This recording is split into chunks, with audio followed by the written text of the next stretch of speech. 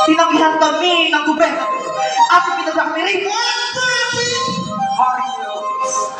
Ang tao ito ay si Jesus sa inagsasabing anak ng Diyos at kabilang sa lipi ni David.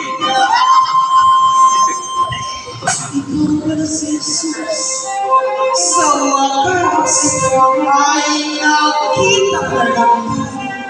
Totoo ba ang mapag-iwala?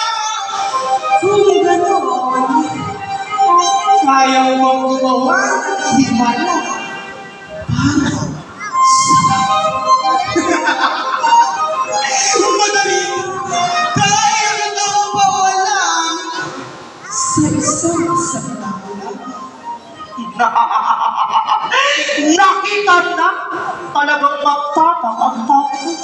Pinaninindigan niyang siya'y makapangyarihan kaysa sa inyo! Sino sa inakalo? Pwes, dahil hindi na siya kailangan. Ano man ang kalawanging desisyon ay aking susunod.